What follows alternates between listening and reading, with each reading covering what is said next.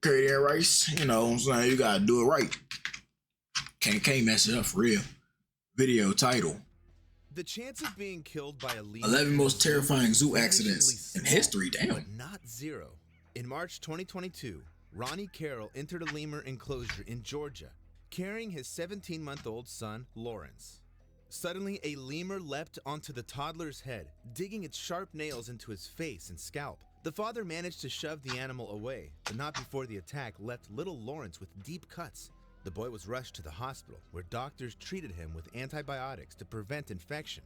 And while that accident left the boy with lifelong scars, people in the next 9 cases weren't nearly as lucky. But first, as always, viewer discretion is advised. August 3rd, 1996 was supposed to be just another summer afternoon, full of ice cream, restless kids, and parents desperately shouting, "Don't climb that!" And suddenly, a 3-year-old boy lost his footing while leaning over the gorilla enclosure at the Tropic World exhibit in Brookfield Zoo.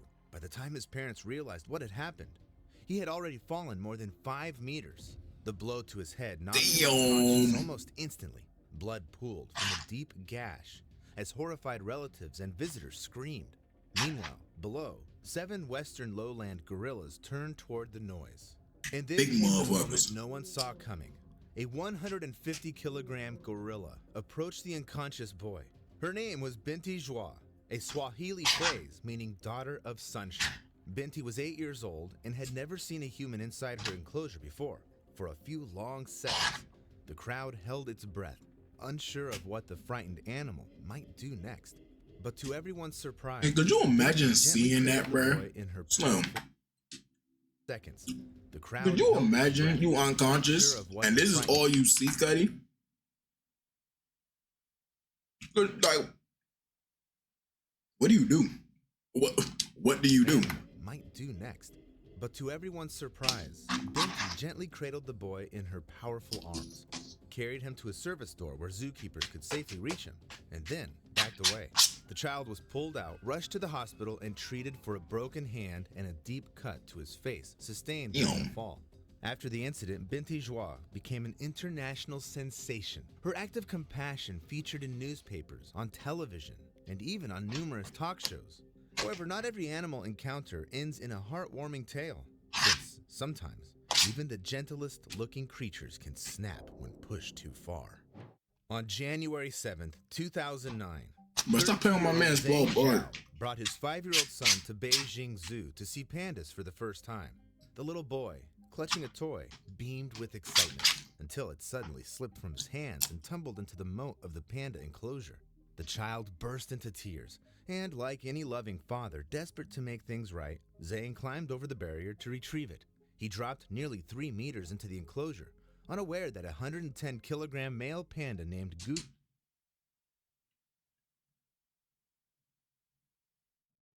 Oops. Forgot it was stuck. But this nigga's toy fell at a zoo. And instead of buying him a new one, he jumped into the enclosure? That's what we do now?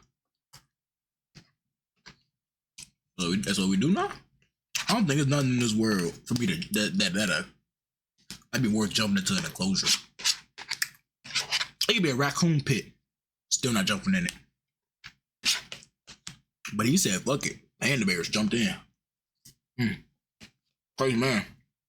Crazy man indeed. Gugu was already watching him intently. In an instant, Gugu lunged. He clamped his jaws around Zhang's leg, sinking his teeth deep into the muscle, all the way to the bone, before seizing the other leg.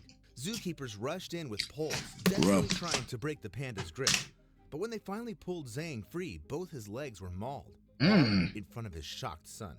Eventually, the zoo paid for Zhang's initial surgeries, but refused any further compensation. After all, he himself had entered the enclosure of a predator with a known history of aggression.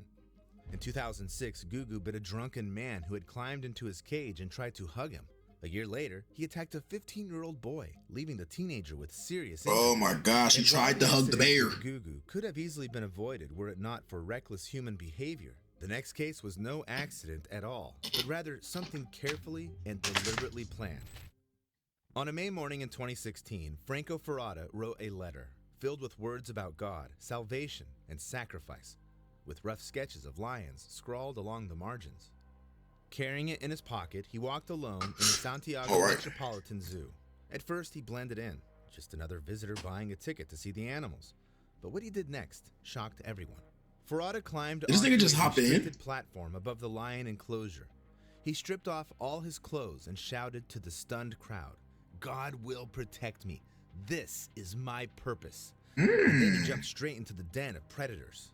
2 adult lions, a 200-kilogram male, and a 140-kilogram female moved toward the intruder with cautious curiosity. At first, they simply watched him, but the moment Ferrata raised his arms and shouted, everything changed. The male struck first, wrapping his powerful paws around Ferrata's body and biting into his chest. The lioness followed seconds later, sinking her teeth into his leg. With a bite force of nearly 1,000 psi, 3 times stronger than a pit bull's, their jaws tore through skin. You're fried.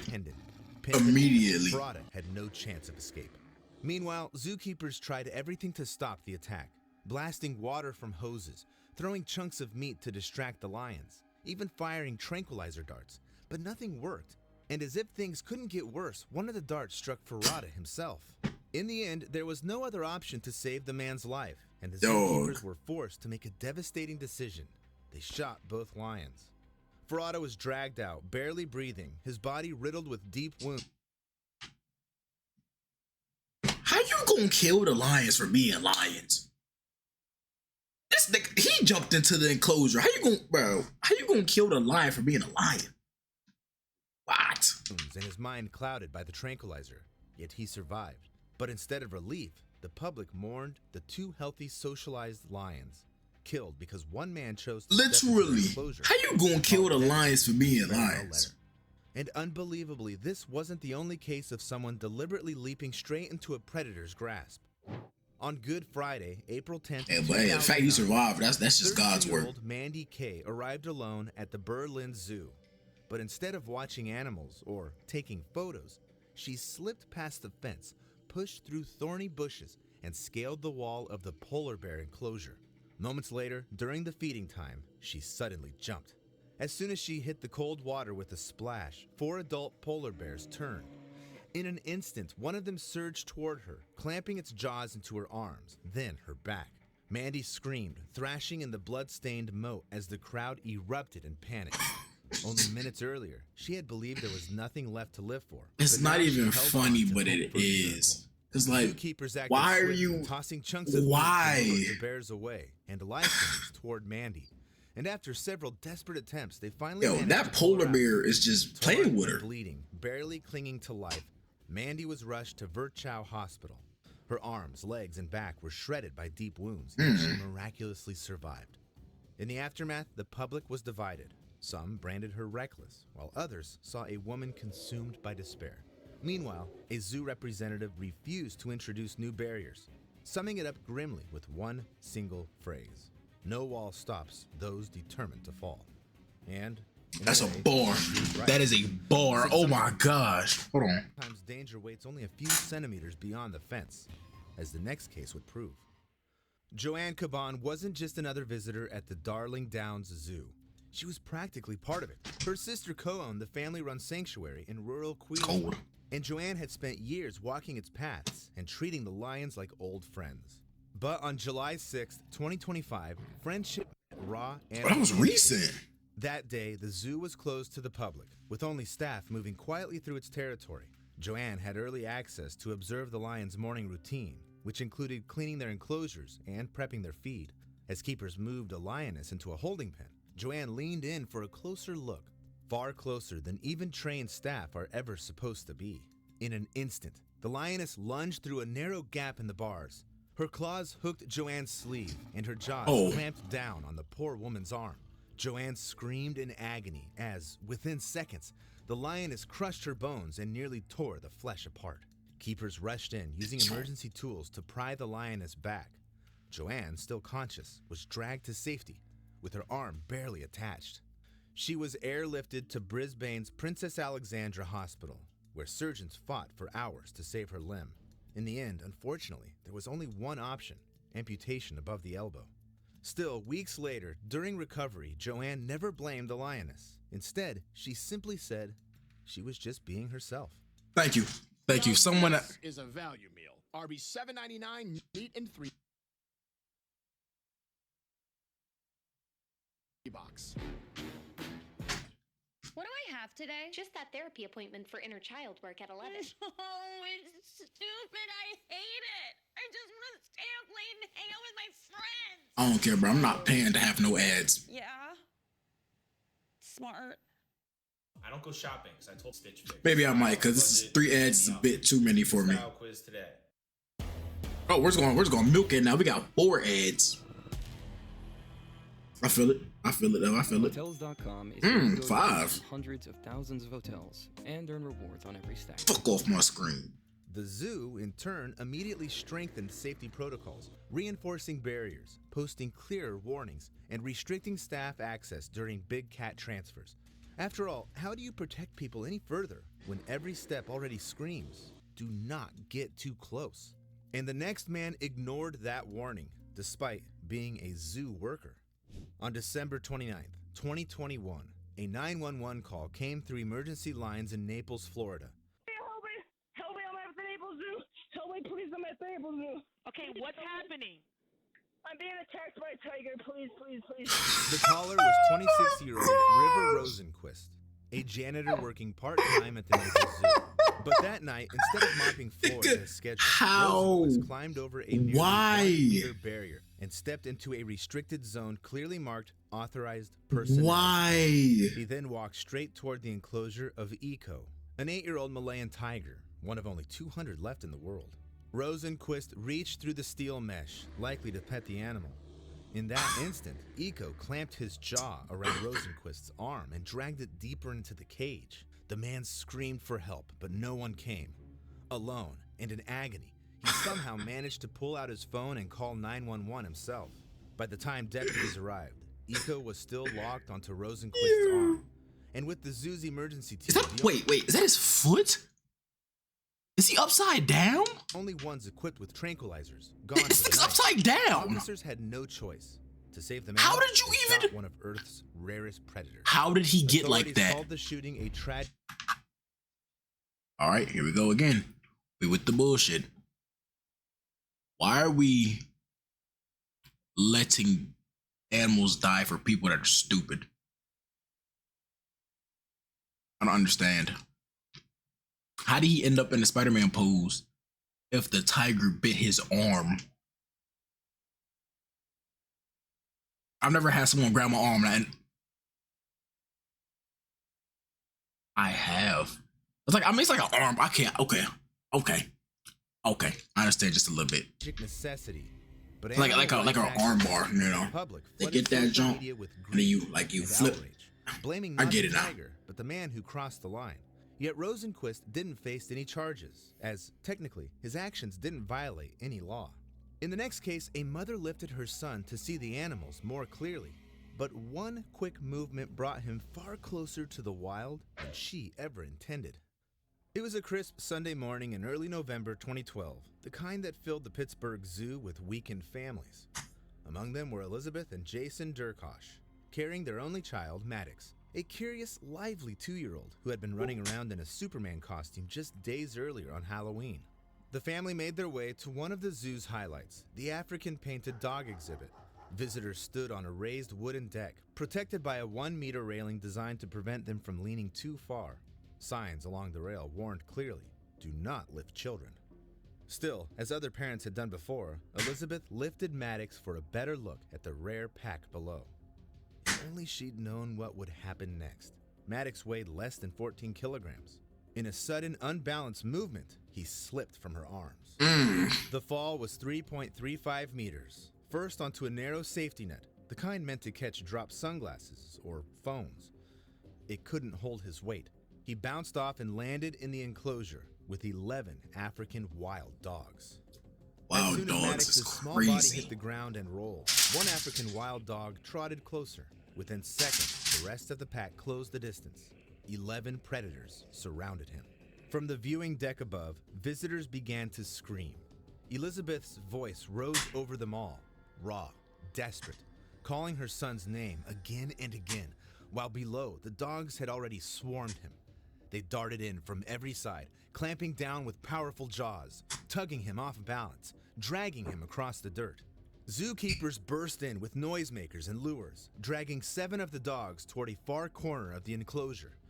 Dummy tranquilizer darts were fired at the rest, but they had no effect in time. The remaining dogs kept attacking. Within minutes, police officers arrived. One particularly aggressive dog was shot dead in a final attempt to reach the boy. The rest scattered at last, but by then, it was already too late. Maddox had suffered over 46 devastating injuries to his head, neck, and torso. The coroner would later confirm it wasn't the fall that killed him, it was the mauling. The zoo shut the exhibit for good, relocating the surviving dogs. Months later, OSHA investigators noted that keepers had previously been warned about parents lifting children at that railing, but the barrier remained unchanged. The zoo pointed to dozens of past inspections. So, you know, little knowledge drop.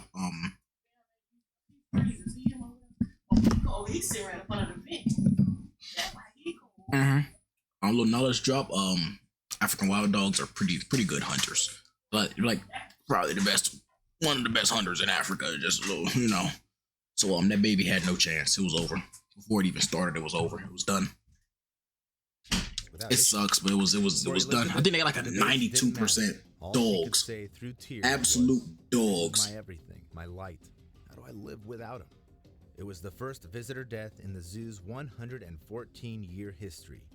And although the legal battle ended in a confidential settlement, the sight of a little boy falling into the wild that day would haunt everyone who saw it forever. Maddox's death shook the zoo world. A stark reminder that even with barriers, warnings, and decades without a fatality, one lapse can cost a life. And just 8 years later, on the other side of the Atlantic, another tragedy would unfold, not in front of visitors on an open deck, but behind the closed doors of a keeper's workspace. It was early morning at Madrid Zoo Aquarium, around 10:15 a.m., before the gates opened.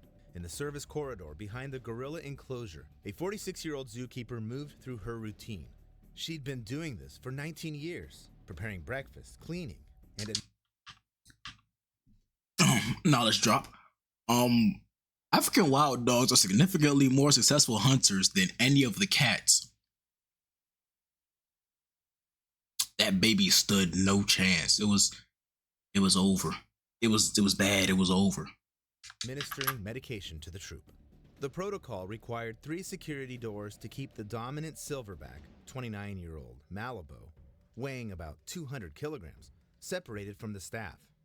But that day, the final door stood open. Whether by mechanical malfunction or human error, the barrier had failed, and without a sound, Malibu silently appeared in the corridor. At the sight of him, the woman froze. It was too late. With a single explosive movement, Malibu struck. The first blow knocked her down. The next followed in quick succession. She received crushing blows to her arms, head, and chest. Beat her Each one delivered down. with the controlled power of a mountain gorilla.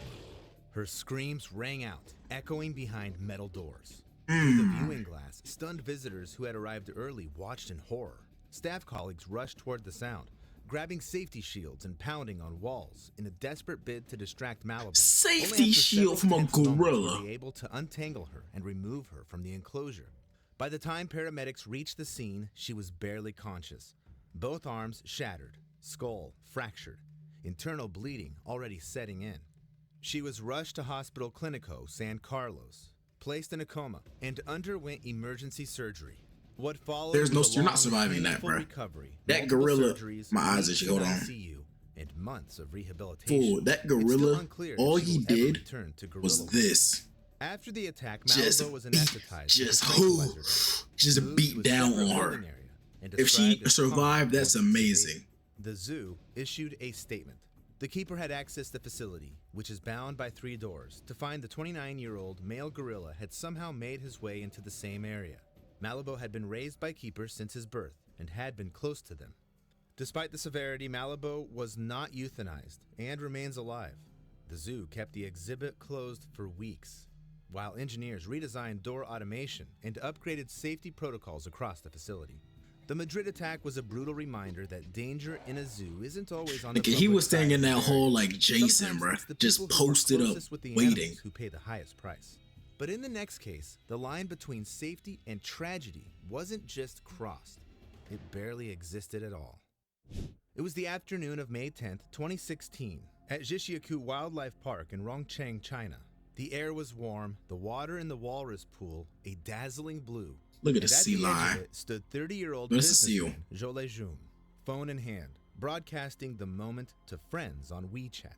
So strong, so big. He laughed into the camera, watching the massive shape glide just beneath the surface. Beside him stood Duan, a senior keeper who had cared for the walrus since it was a calf more than 10 years ago.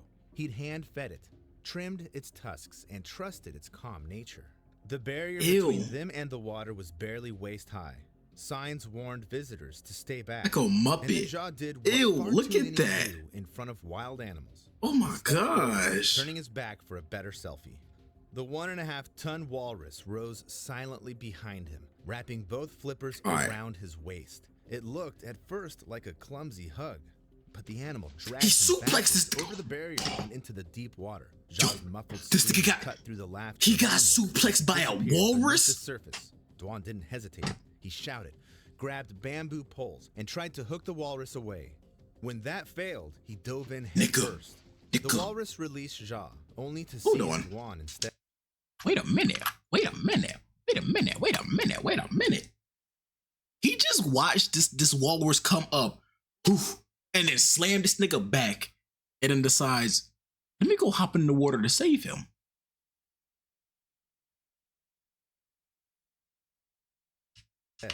One after the other, each was Huh? forced under by the animal's sheer weight and strength.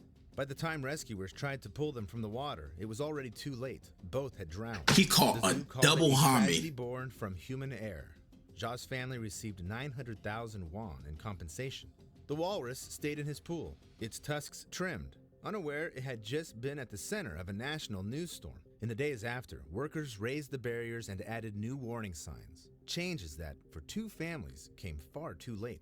While plane crashes claim around 350 lives each year, and lightning strikes take an astonishing 24,000, fatal incidents in zoos are statistically rare, averaging just one death annually. But rarity doesn't mean impossibility.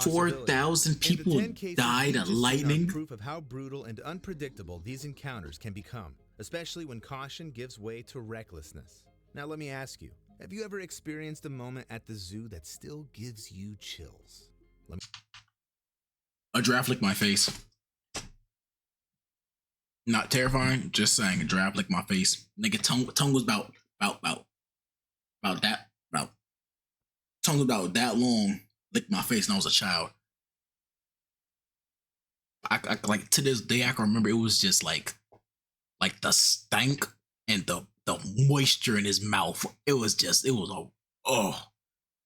oh no.